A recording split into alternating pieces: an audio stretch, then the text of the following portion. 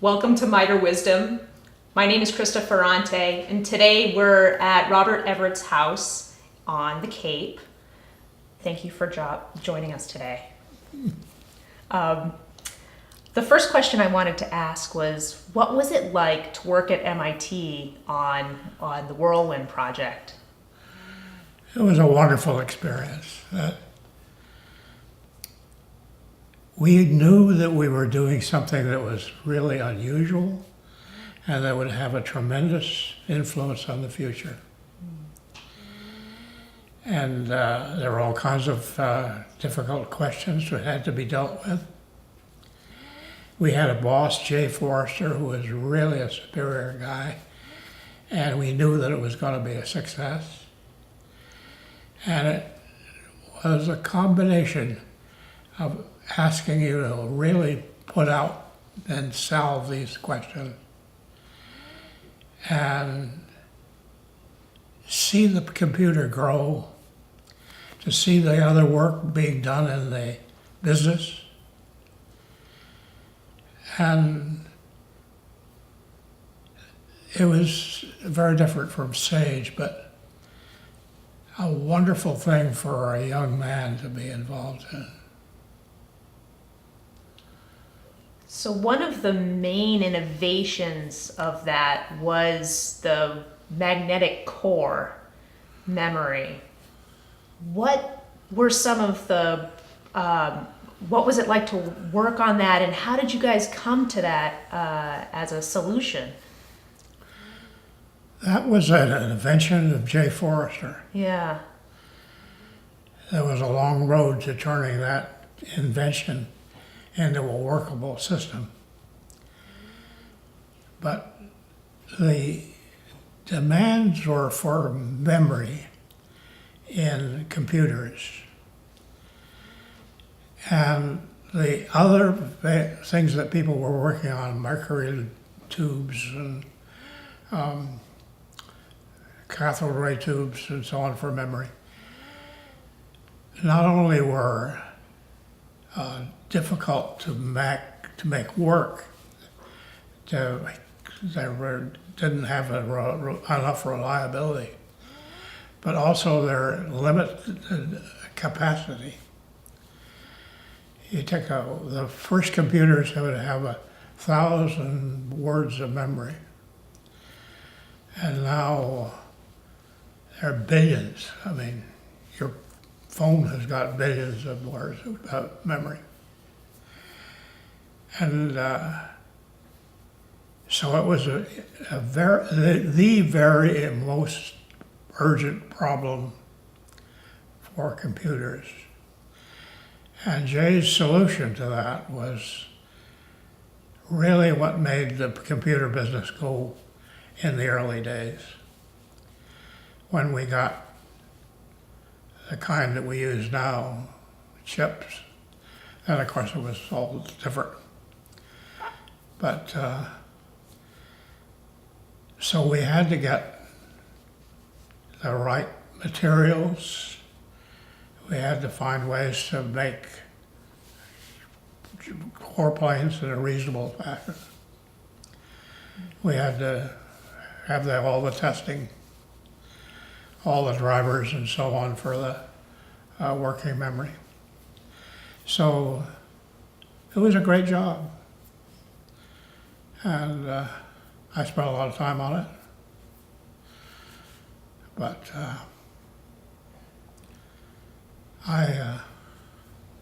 if it were not for that, we would not have been able to do Sage.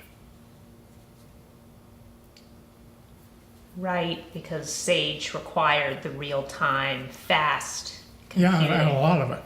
Mm-hmm. A lot of it highly reliable. That was the unique thing about Whirlwind anyway.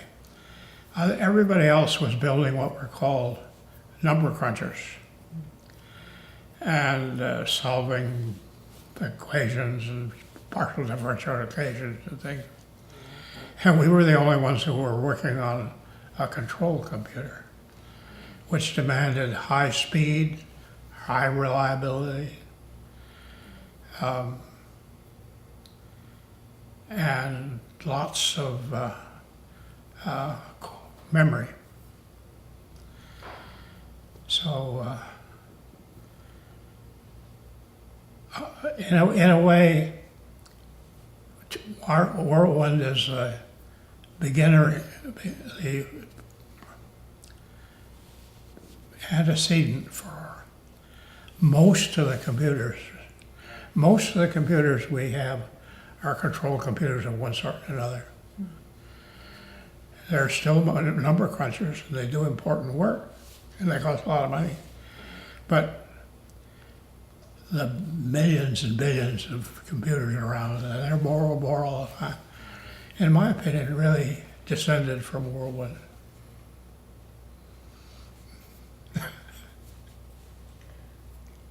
So around 1956, there was a decision to move the Whirlwind Project from the BARDA building on Massachusetts Avenue in Cambridge, closer or on to the near Hanscom Air Force Base, in what's now called Lincoln Labs.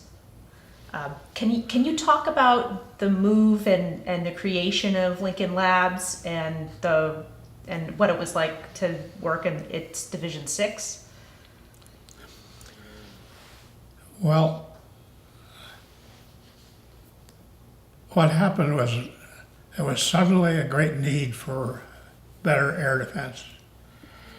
The Russians had some airplanes, there were copies of B-29s we had, and they had developed atomic bombs. And suddenly, instead of, 3,000 miles away from anybody who could do anything to it, we had a way for an enemy to attack it and do enormous damage and kill lots of people. So it was a very high priority job. And this led to a lot of work in a lot of places. But George Valley was running a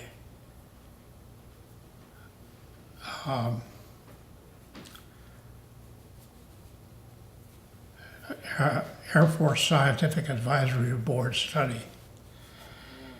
And he wanted to have lots of little radars to keep, so he could have low altitude coverage.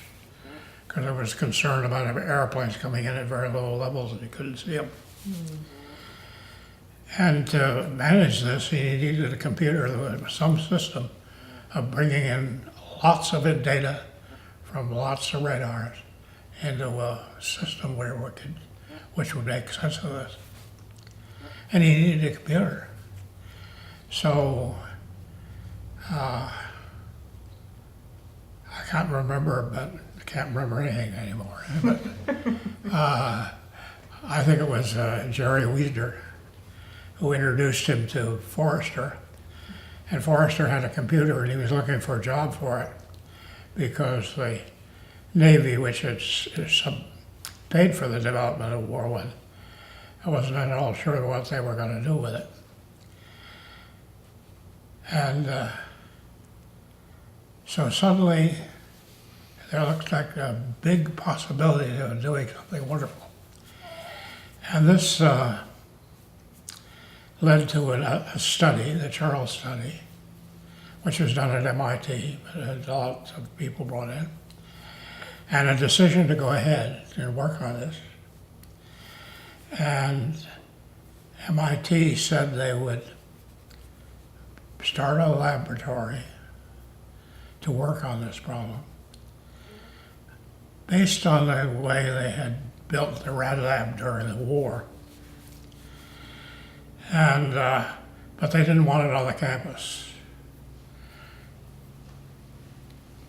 So the plan was to build a new system out there in the Lincoln Lab, which still exists, and would take responsibility for the development of this thing. We were involved in the Whittemer building and the BARDA building on the campus, but these did not have the space that required for this very sizable operation. So we started out on the campus where Whirlwind existed. And MIT not only took us, that is the parts that were working on the area, but various and sundry other classified things from the that were on the campus, and moved us all out to Hanscom, where it's still part of MIT, but you know it's not those warmongers not on the campus. So the first, the decision to make that was about 1951 when Lincoln was created. The first building that they put up on Hanscom Field to house Lincoln was several years later. And then they built some subsequent buildings. And as these buildings were built, we were able to move more and more out. So eventually all this activity ended up at Lincoln. And Lincoln is still there, doing lots of wonderful things.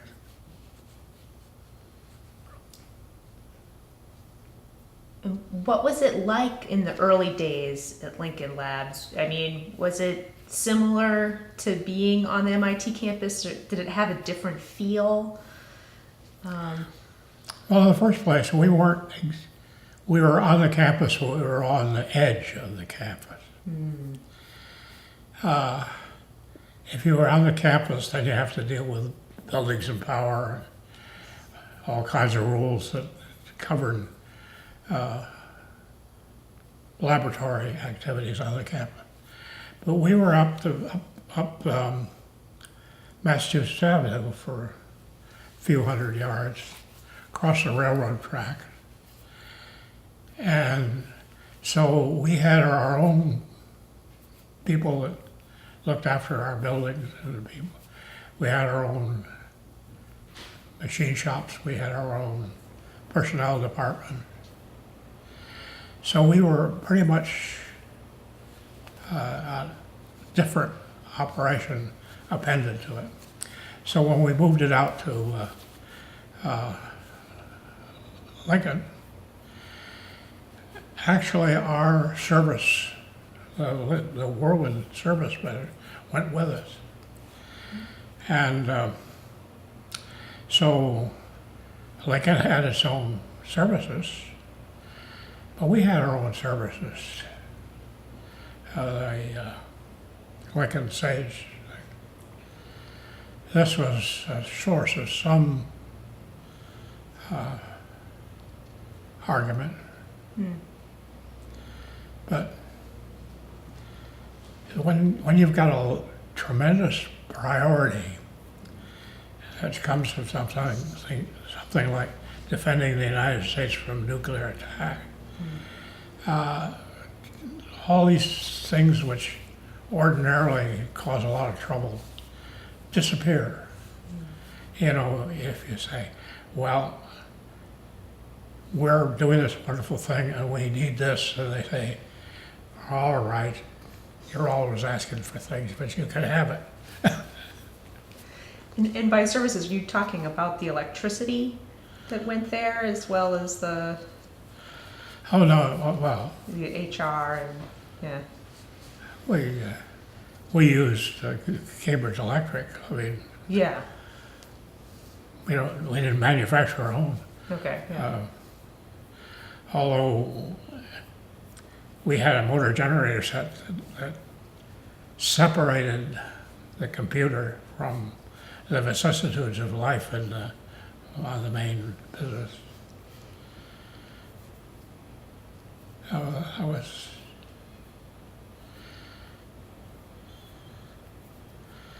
so I don't know. Does that answer your question? It does. The next question is about the next transition from Lincoln Labs to to MITRE, what was it like to work at Lincoln when they decided to create the new company to run Sage? Well,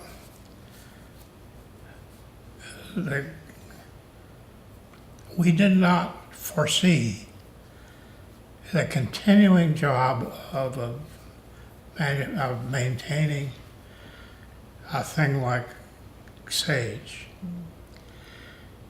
which is you didn't make it and then give it to somebody to use. It was software based, and it needed changes all the time. The weapons changed, the threat changed, the procedures changed, the training changed, and somebody had to force it to look at the design of the whole thing, which is what we were doing. So when it became obvious to us, and us includes the Air Force, that something had to be done about this in the long run. MIT had agreed only to oversee the construction of what was called the first module, which consisted of 3 direction centers and 1 command center. And first of all, the people talked to MIT about doing this on a continuing basis, and they said they didn't want to do it. And you can understand why. But then the job was there, it had to be done.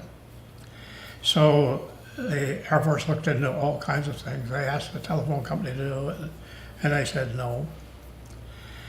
They talked to all the many contractors who worked on Sage about picking one of them to do it. And nobody wanted, a lot of them wanted to be the one, but nobody wanted to have one of their competitors telling them what to do. So they wouldn't do it either. That didn't. So finally they came back to MIT and said, you've got to help us. And the MIT, and then this was a major decision. Jim Killian had been head of MIT, and he was followed by,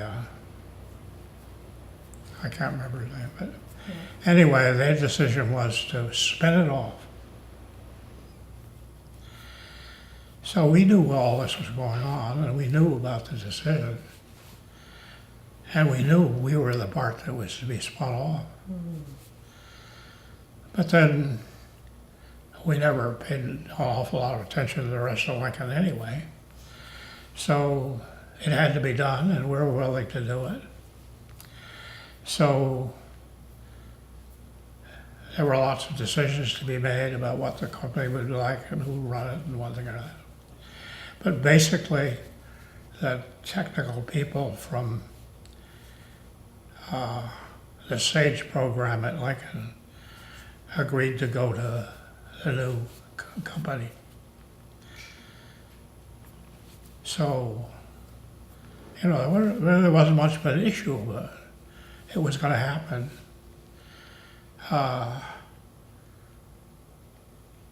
We took a few people from the other parts of Lincoln, like radar experts and so on, and Lincoln kept some of the pieces of our basic computer work, which I didn't like very much, but had to put up with. And had the new rules, decided about paying people and how do you handle the pension system. MIT had their own pension system.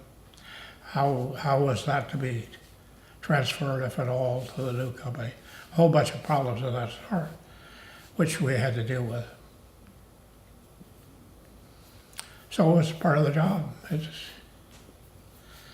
I've only had one job my whole life. I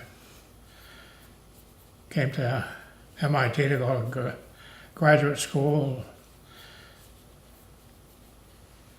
and the server lab and Whirlwind and Sage and MITRE. It's all one job.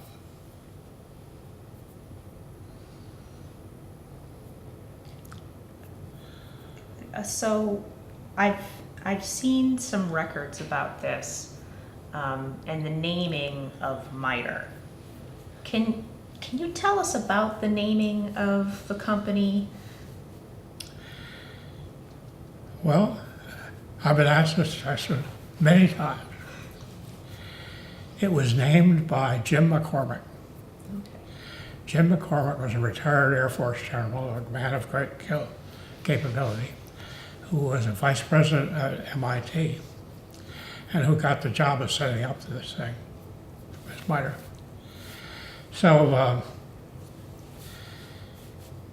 he said, and he swore to it, he wondered about this and he looked through the dictionary and he came across a bishop's mitre. And he thought, it looks like a shield. And this is a defense program. So wouldn't that be a good thing to have, you know? So he named it MITRE. And I heard of this and I said, my God, can't believe that they're going to put MIT in it. But it's great for me. So,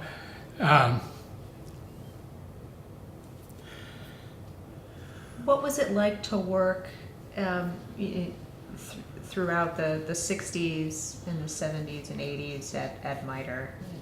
Just, your tenure there. What was it like to be the president of the company after being the first tech director? well, as I said, MITRE was formed to do the air defense job. But we knew that that wasn't a permanent job. For one thing, the ICBM came along and suddenly our program, which had, you could have anything you wanted, to maybe no. And also, we didn't think of ourselves as a air defense program, outfit. We thought of ourselves as a computer-based information system outfit, which did air defense, and which everybody has an information system. Everybody needs help. So our view was we were going to go. It took a while for everybody to understand that. I remember the discussion in the board. I was not a member of the board. I was, at this time, I was vice president for technical operations, which was essentially all the company, but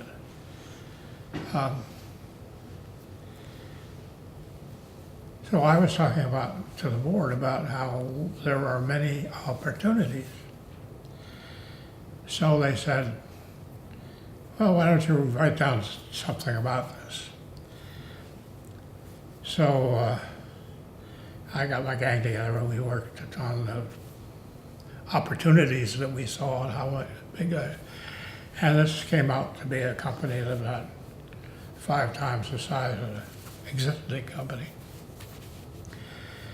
And so I wrote this all up and gave it to the board, and they said, what, are you crazy, man? Blah, blah, blah, blah, blah, blah. Finally, the chairman, who was a wise old guy, he said, well, we did ask him, so don't get mad at him. Anyway, so that a large measure was to get new work of the same kind, of this basic structure that we had. And as the air defense business died away, we could grow and do more things of that sort. And that took a lot of work. And the Air Force was very nervous about our going and doing all these things because they thought they'd set up this organization to help them with air defense. And why were we doing all these other things? And that was a real problem for many years. MITRE is still growing, still working for different people, but still the same basic idea. Another problem we had was we had lost most of the technical the basis, which had stayed with Lincoln, and we had to grow our own. And that was very difficult to do because that cost money. And people were always saying, well, we've got labs in the Air Force, and we've got labs in the Lincoln Laboratory. Why do we have to pay you guys to do research? And I would say, I know the people in Lincoln, we know them, they're friendly. If we have a problem and talk to them about it, they'll tell us anything they know, but they won't stop what they're doing and work on it. We need some people in the House who will work on our problems. And they have to be good enough to knowledge of the technology. And this was a big struggle. But MITRE now has good, solid technology base. I think they still think it's important.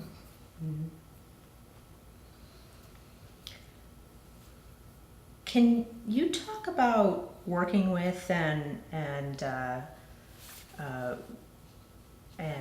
working with the Board of Trustees, and in particular Dr. James Schlesinger, and what it was like to work with him? There was some overlap.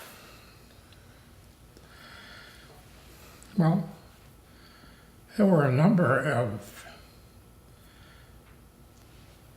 board members, generally very fine men, more recently women, but not in the early days. And there were a number of board directors, board chairmen, and they had to be dealt with.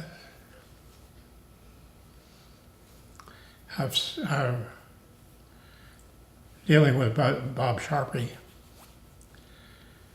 and I would talk to him about what my plans were for the salaries of the senior people. So I go in and talk to him in his office, and he would, first of all, he would tell me what he's paying his people at Cabot. Always a lot of money. And then he had bonuses that he would give to the people about it. And I would tell him that you had to take those into account and not just compare my people with his people's base pay. But he said that it was different, and I said it's not different, it's pay. Well, anyway, we had this fancy dance that we went through. After we everybody had his say, we'd get down to business and solve the problem. I did not work with Schlesinger. That was when Charlie was president.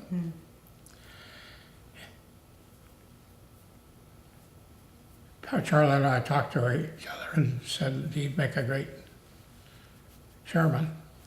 So we invited him to dinner, as I remember it. Took him out to dinner and talked to him. And he started out not wanting to be anything to do with MITRE. So we gave him a big sales pitch about all the wonderful things we did and what we're trying to accomplish and so on. And brought him around to believing that MITRE would be a good thing for him to do. And he made us support chairman. But I say I didn't have to deal with him. You should ask Charlie if Charlie were around. Well, and he stayed around James Schlesinger for a good long time on the board. Yep. One of the people that you started working with at Lincoln Labs that came over to MITRE was John Jacobs. Can you talk about your relationship and talk about John Jacobs? Well, John was, he came to us after the basic work on Whirlwind had been done, Okay. and the design work on Sage had just started. We'd gotten many of our people who had been in the war and done technical jobs like radar technicians and so on, and who had bachelor's degrees, went into the war, did a senior job, came out and went to MIT to go get a graduate degree. Many of them married with families. MIT built a bunch of buildings to house these people. And we got a lot of them. In fact, it annoyed the professors on the campus because we had this lovely computer job and it was very attractive to the graduate students. And so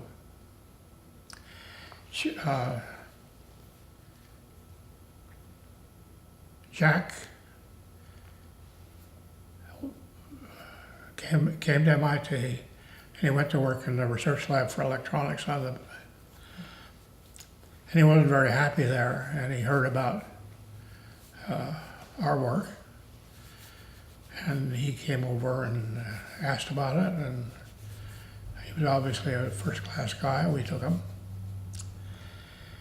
and he played a very large role in the design of Sage. Now, Forrester was the boss of Division 6. I was sort of right-hand man, I guess. When Jay left, never mind, I was astonished when he left. It was 1956. We were right in the middle of the getting Sage going. And suddenly, he says he's going back to the Institute and teach. Why? Well, all the interesting things in the computer business had been done, so he was going to do something different. Only Jay would have taken that position. Anyway, he left, and he left us.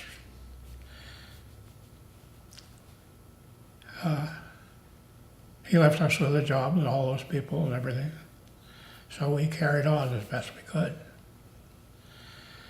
And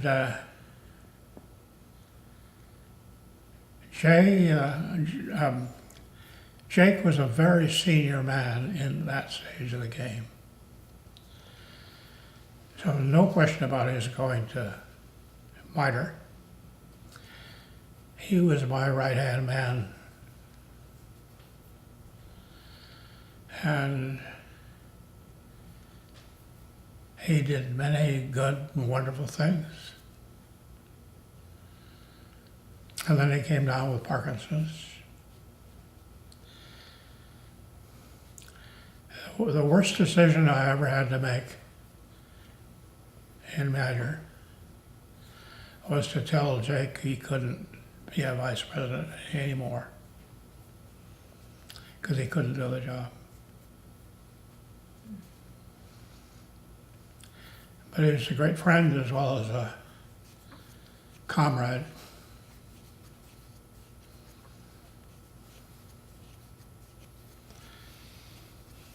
Probably never got the credit he deserved. So as MITRE evolved, so did the federal research and development model. And in 1976, there was a big change in the Department of Defense, decided to redefine the federal research and development centers. You were president of MITRE at the time, and can you tell us about working through the change?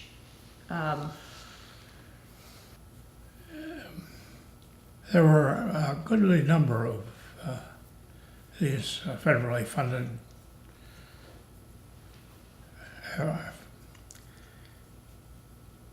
which to the Air Force were FCRCs, federally research and development companies. And there were some of them who had happened for all kinds of reasons, like RAND was spun off from a airplane company to make it separate from the company.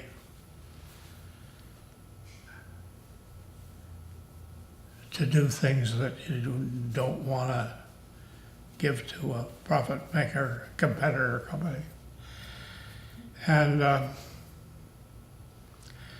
were the atomic energy laboratories. And they all had somewhat separate rules that they had worked out.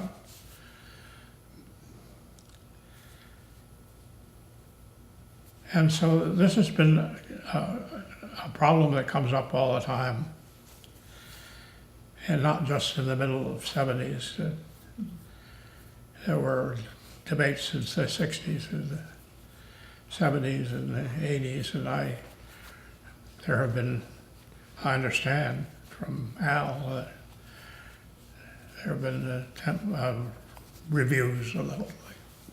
Because there are these organizations, and they add up to a lot of money.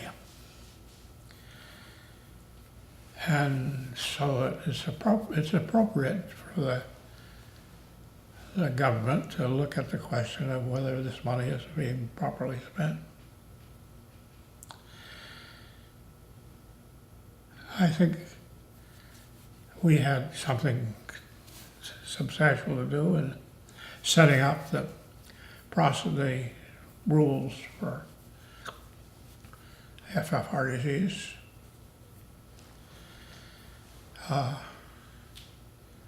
And I don't think they've changed very much, but they are, from time to time, brought up.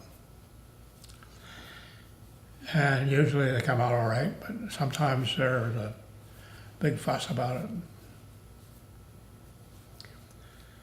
And then it's the job of the various companies to defend their process, which we do. And I assume all the presidents after I left do, and Al does, and Al's successor, whoever that is, will have to put up with that. But I think the fundamental purpose of the thing, it sits on the government side of the table. It supplies first-class technical help. It does not compete with profit makers. Doesn't manufacture stuff. They're nonprofits. They don't make money. Once you start making money, you have some interest other than the government in hand.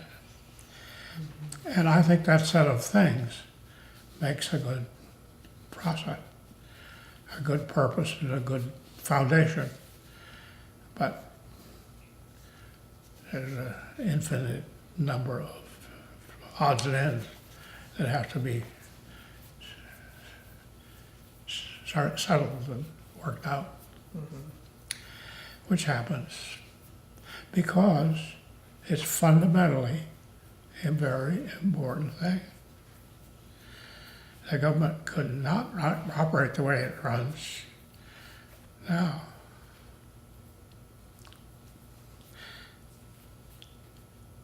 My argument was always that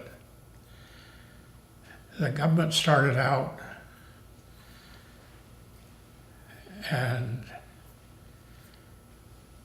had to have people working for it. And when there was a political change,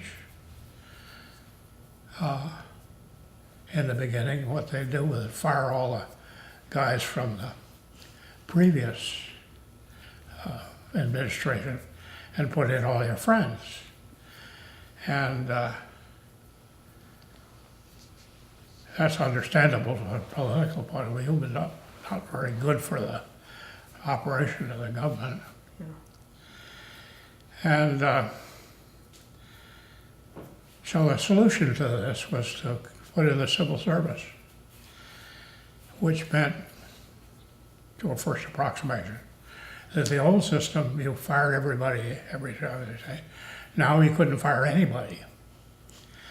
And if you can't fire anybody, you can't run a good operation. Mm-hmm. And that makes it very difficult for them to run first-class technical labs. There are good people in the government, but it's very hard to have a really large organization that will run. And I don't know what other solutions there are, but this is the one we've come down to.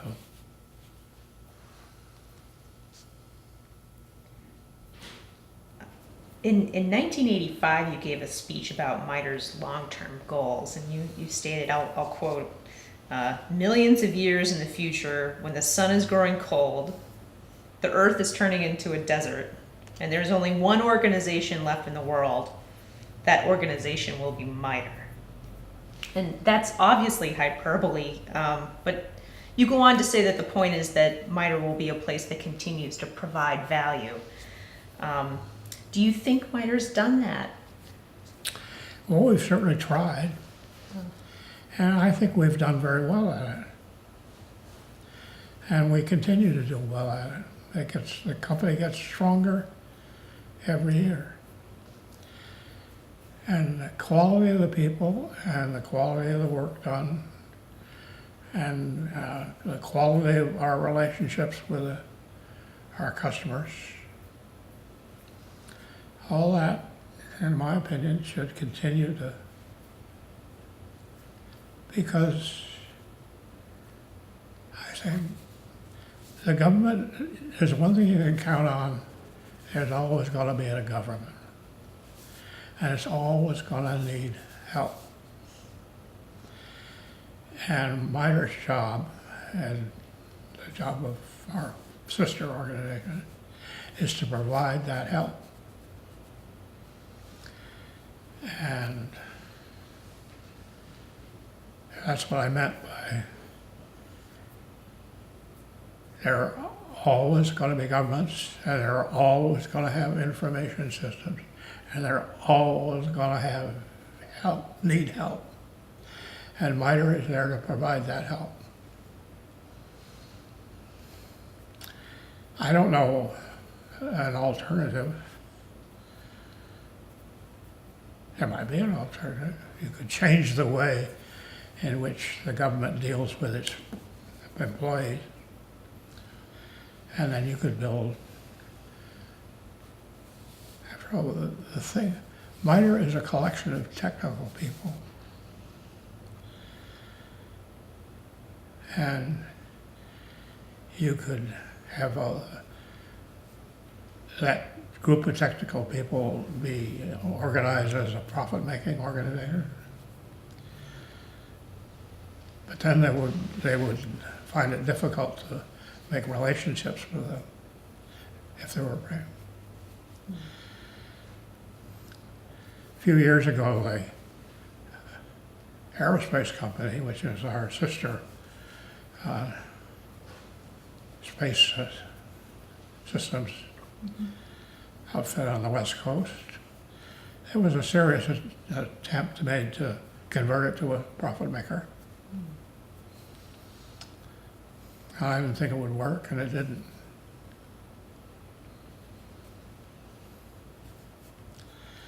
But maybe. Anyway, that's what I meant. Can you tell us about the day you made that speech, and do you remember the context? Yeah, we had a away meeting of the people in Washington, the senior people. We went down to a place on the river in Virginia.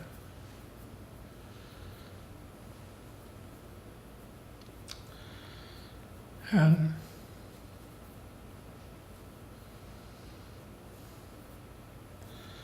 I thought about it.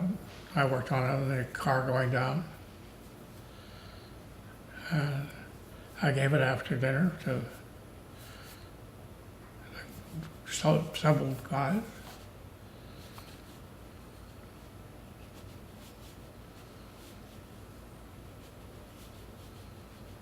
I think it went over pretty well.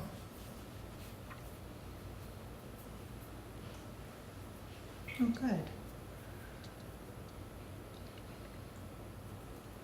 This is more of an open-ended question, but do you have any favorite stories of your work and life during the time you were at MITRE?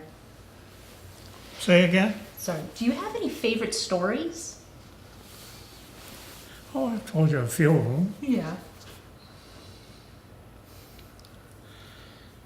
So, I don't know. I don't have a bunch of stories stored up which I can bring out to lather up my features, but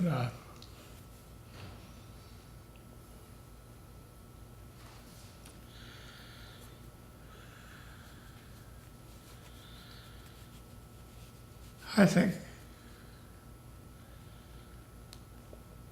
there, from my point of view, I've been able to work with and know a lot of wonderful people. Wonderful people at MITRE, in MITRE's board, and the Air Force and our other customers. Air Force officers are a bunch of really great people. It's a meritocracy. If you get to be an Air Force general, you've got something on the ball. And they're largely people that are trying to do right by the Air Force and other country.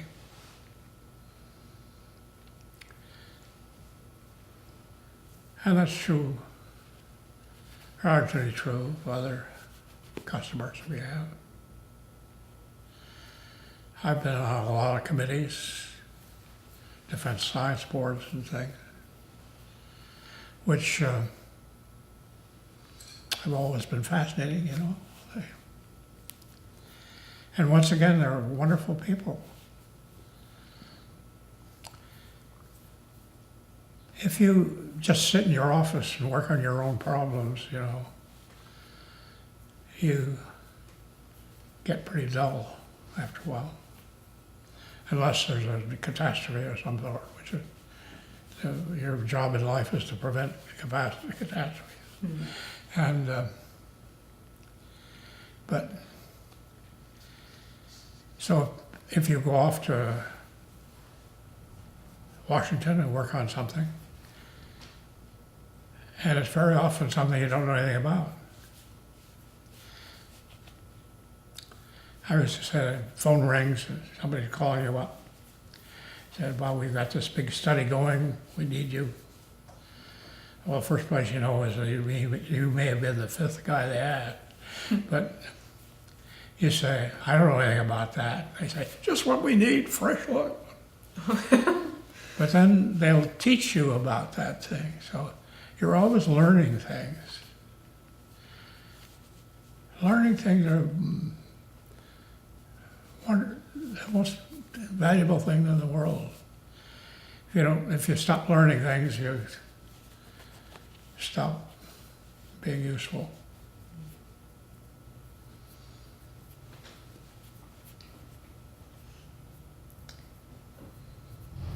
And what would you tell someone new to MITRE about the company and about working there?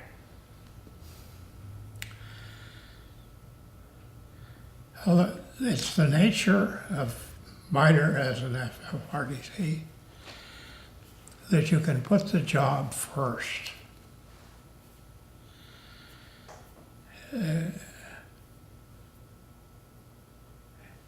The way it ought to be, and I think the way it is at MITRE, is you have a job of helping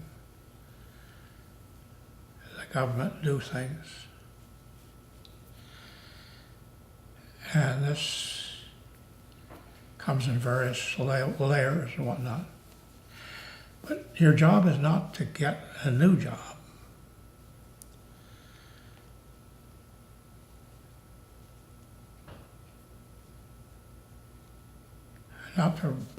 We prepare proposals.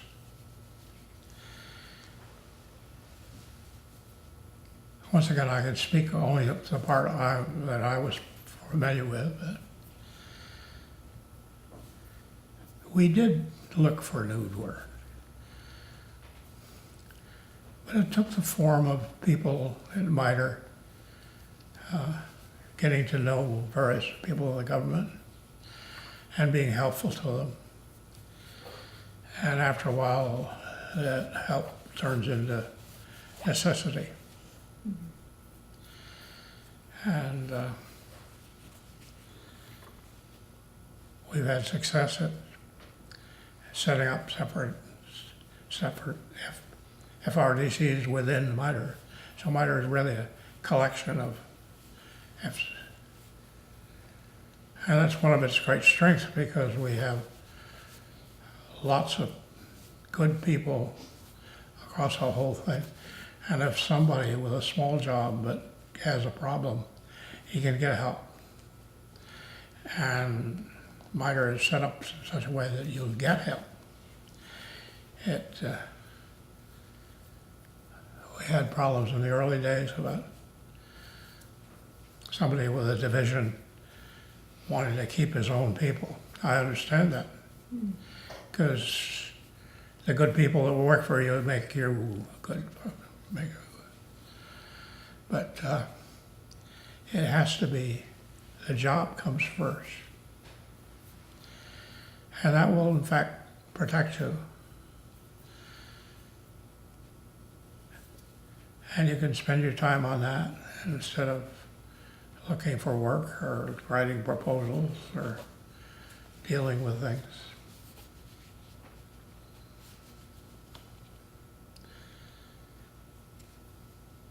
So you should learn. You should learn the new things, because they're changing all the time.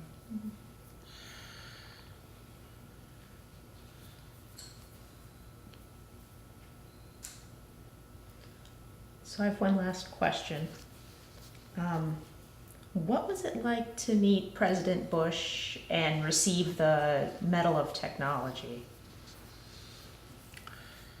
Well, I was overwhelmed and delighted to receive that award. It's an unusual thing. So, and I was thrilled to go to the White House, be given a fancy award.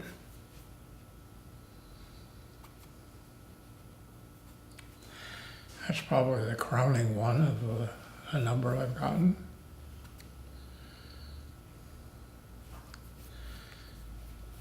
I remember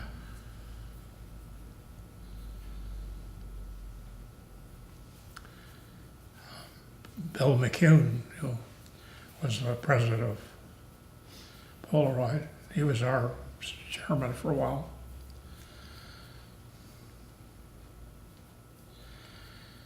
And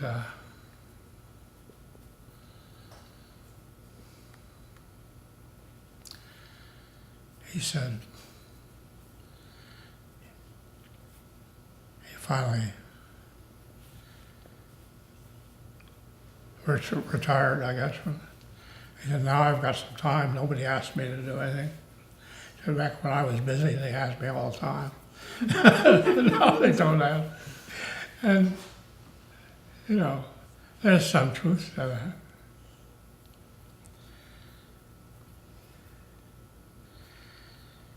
that.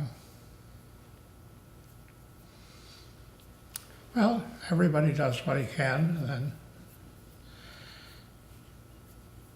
usually nobody says much to you when you're doing it. And after you've done it, they come around and say, isn't it wonderful?